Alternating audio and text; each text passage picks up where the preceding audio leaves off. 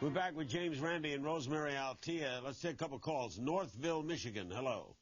Hi. Hi. My question is, I've seen Sylvia Brown many times, and I've tried calling her her phone number to make an appointment, and it is true, and they do. She does charge $700 for half an hour. And my question is, if this is a gift from God, which so many psychics claim it is, why do they charge so much? James? Well, first of all, people have got to make a living, Larry. We understand that, and they should charge for their services. But only charge for the services if you actually produce something. If there are results, yes, it's worth $700 for a reading, if it has results. But Sylvia has so many dissatisfied customers. I've got a cupboard full of tapes that were sent by Sylvia to the customers who paid the $700, and they say in so many words, she was wrong, wrong, wrong, all the way down the line. Rosemary? Oh, I agree. Actually, I'm amazed. I'm agreeing with Randy.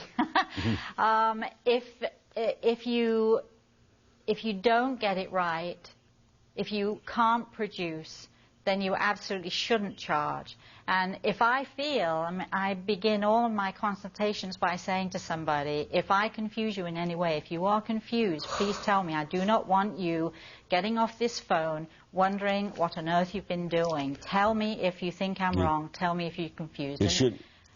Sorry?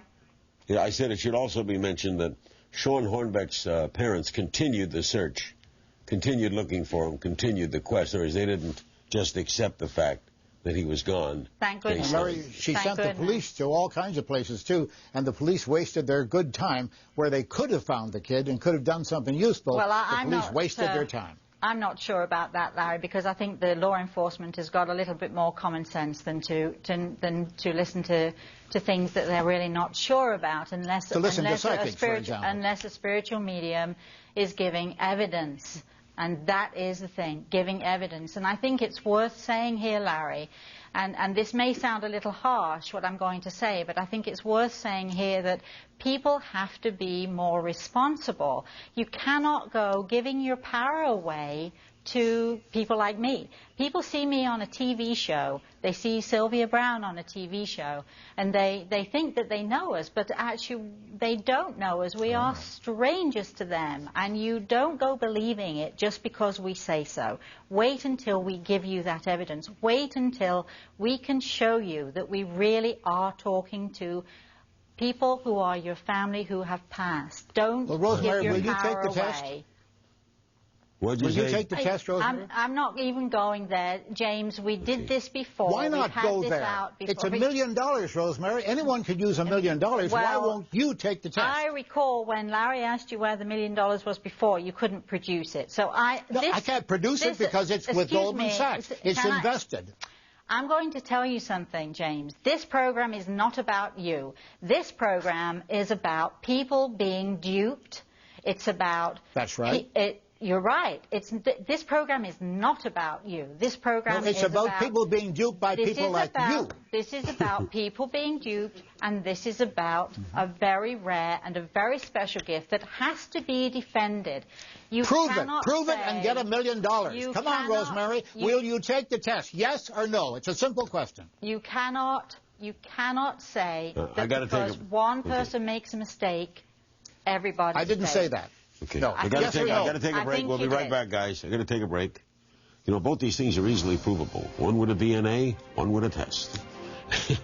We'll be back with our remaining moments. Don't go away. Well, let's get another call in Overland Park, Kansas. Hello. Hello, Mr. Randi.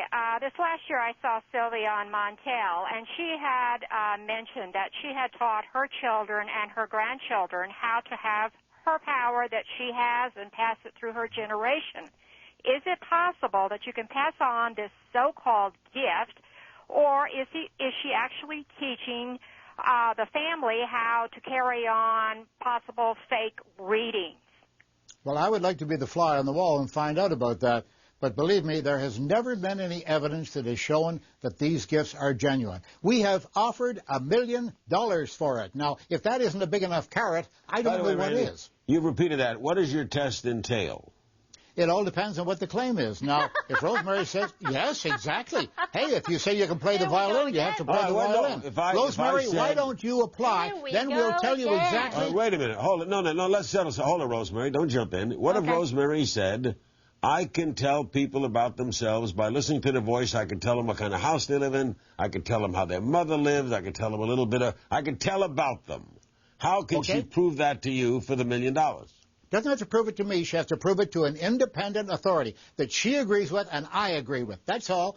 All she has to do is do the test, Larry, but she won't do it. Yes or no, Rosemary? Let's hear an answer. Yes or no? Well, Two possibilities. I once interviewed the guy who invented ESP. What was his name at Duke University? Dr. Ryan. And a doctor at Duke University invented ESP. And he used to do the card test. He would take a deck of cards, look at the card, and the person sitting opposite him would tell him what the card was. And he had some people got 48 cards. Most people failed miserably. But he said it was so in its infancy, ESPN was so in its infancy, ESP, that he believes it had some qualities, but it was a long way from being a science. Would you agree with that? And that was back in the 1930s. Yeah, but this guy started this at Duke University. I can't remember his name. I interviewed him. The inventor of ESP. Joseph Ryan, right. J.B. Ryan. That's A-R-H-E-I-N, Dr. Ryan. Rosemary, do you think it's a science? I don't, I really don't know what it is, but could I answer the question the lady just called in? Because we have 1 minute. Okay, I have a daughter, my beautiful princess. She is not psychic. I would not dream of teaching anybody to have psychic abilities because I can't. You have a natural ability or you don't. Okay, I got to cut you. Hold it. I got to cut you, Rosemary. We'll do it again soon. Okay. James, Randi, Rosemary, Altea, thank you. Thank News you of so a man much. heard.